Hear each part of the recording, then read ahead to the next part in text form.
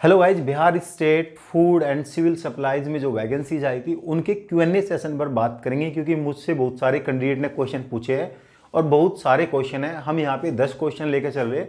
Question के बारे में पहले डिस्कस करेंगे, टाइम वेस्ट ना करते हुए हम पहले डिस्कस करेंगे कि पहला क्वेश्चन है हमारा, जॉब परमानेंट होगी या नहीं होगी। आउट स्टेट वाले अप्लाई कर सकते हैं, यानी अगर कोई कैंडिडेट बाहर का है तो इसमें अप्लाई कर सकता नहीं।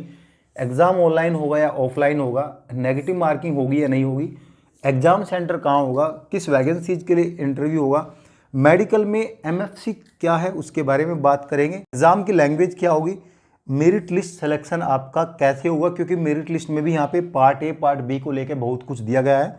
और यहाँ पे लास्ट में बात करेंगे कि रोग एडमिट कार्ड, अगर किसी कैंडिडेट को गलत एडमिट कार्ड मिलता है तो उसको क्या स्टेप यहाँ पे लेनी चाहिए, सभी कुछ यहाँ पे डिस्कस करेंगे।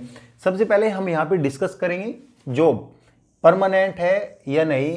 इसमें लिखा हुआ है कि आपका एक एग्रीमेंट होगा, जॉब के लिए आपका एक एग्रीमेंट होगा और वो एग्रीमेंट आपका 2 साल का होगा। ठीक है, 2 ईयर का आपका एग्रीमेंट होगा। गाइज यहाँ पे इनिशियली एग्रीमेंट है, यानी कि आपको 2 साल तक प्रोविजनल पीरियड पर काम करना पड़ेगा।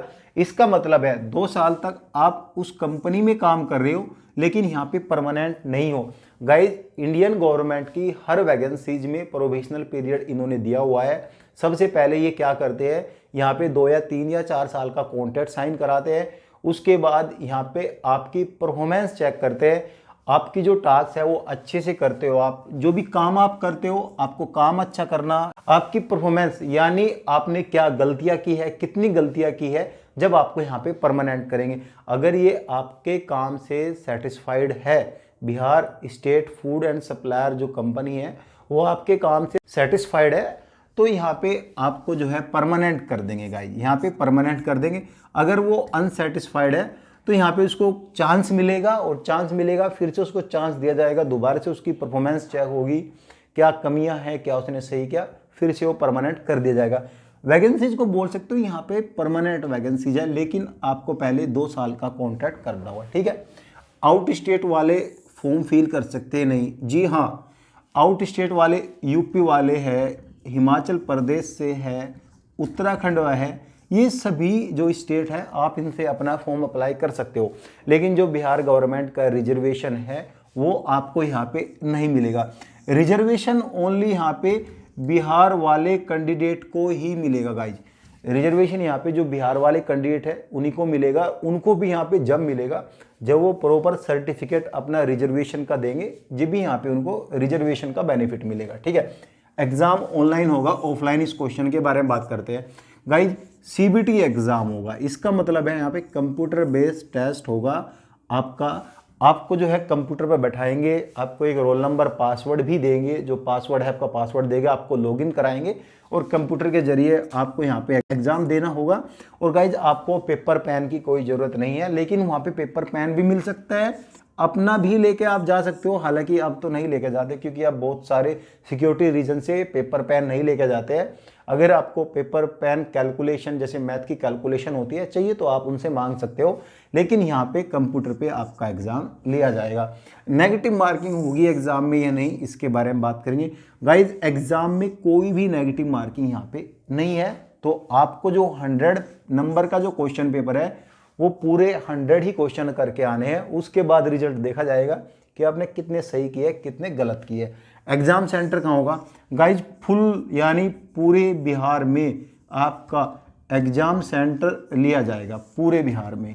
पूरे बिहार में भी जहाँ पे ऑनलाइन एग्जाम सेंटर है वो लिया जाएगा। एग्जाम सेंटर के लिए एक कंपनी है, वो नई कंपनी का गठन हुआ है, उसका जो टाइम पीरियड है वो 1 साल तक है। 1 साल तक आप उससे अपना बायोडाटा ले सकते हैं। जो भी एग्जाम में कोई भी करेक्शन वगैरह आपने अगर सही एग्जाम दिया है तो यहाँ पे आप जो है राइट एक्शन ले सकते हैं। वो 1 साल तक ही यहाँ पे वैलिड है। 1 साल के बाद ये जो कंपनी है अब Bihar state food civil supplier का कोई भी एग्जाम नहीं लेगी, इसका नया गठन हुआ है। अब बात करेंगे इंटरव्यू होगा या नहीं। गाइज इस नोटिफिकेशन में जितनी भी वैकेंसीज है सभी वैकेंसीज का इंटरव्यू रखा हुआ है। Medical MFC medical fitness certificate MFC होता है, यहाँ पे गवर्नमेंट नहीं लेगी, आपको खुद ही MBBS डॉक्टर से जो रजिस्टर्ड डॉक्टर है बिहार गवर्नमेंट के, उनसे ही यहाँ पे अपना मेडिकल कराना होगा। और मेडिकल सर्टिफिकेट आपको देना होगा जब डॉक्यूमेंट्स वेरिफिकेशन होगी। एग्ज़ाम की लैंग्वेज हिंदी और इंग्लिश, यहाँ पे हिंदी और इंग्लिश दोनों ही लैंग्वेज यहाँ पे एग्ज़ाम की रखी गई है। जिस लैंग्वेज में भी आपको अपना एग्ज़ाम देना है वो आप यहाँ पे एग्ज़ाम दे सकते हो। सिलेक्शन यानी मेरिट लिस्ट कैसे बनेगी गाइज, यहाँ पे जो आपका एग्ज़ाम है वो कई पार्ट में है। Part A, B, C, D, E, कुछ में है ए बी सी, कुछ में डी भी दिया, कुछ में सी भी है। ये पूरे खंड है इनको डिवाइड किया गया है। लेकिन यहाँ पे पार्ट ए, पार्ट बी को फर्स्ट प्रायोरिटी यानी फर्स्ट वरीयता यहाँ पे रखी गई है कि जो पार्ट ए में अच्छे नंबर लाएगा, पार्ट बी में अच्छे नंबर लाएगा, उनको मेरिट लिस्ट के टॉप पर रखा जाएगा। आप पार्ट ए में ले आओ या फिर पार्ट बी में ले जाओ, ऐसा नहीं कि आपको ए में ही नंबर लाने जरूरी है, पार्ट बी में नंबर आप ला सकते हो तो आपको टॉप पे रखा जाएगा।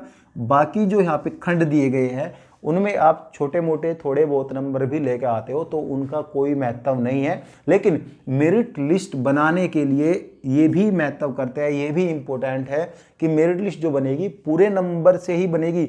लेकिन यहाँ पे जो ऊपर श्रेणी में रखा जाएगा, इसमें पार्ट ए, पार्ट बी के नंबर ज़्यादा है, उसी को यहाँ पे ऊपर श्रेणी में रखा जाएगा। ठीक है, यहाँ पे अगर गलत एडमिट कार्ड आपको मिलता है तो 5 दिन पहले एडमिट कार्ड आपको 6 से 7 दिन तक जारी हो जाएगा। 5 दिन पहले आपको IAS भवन BCECE में जाना है और यहाँ पे कांटेक्ट करना है। जैसे भी आप कांटेक्ट करना चाहते हो अपना एडमिट कार्ड को सही कराना है। गाइज ये रही पूरी डिटेल, फिर भी कोई डाउट है तो आप कमेंट्स कर सकते हो, मैं आपके सभी कमेंट्स का आंसर दूंगा। Thank you.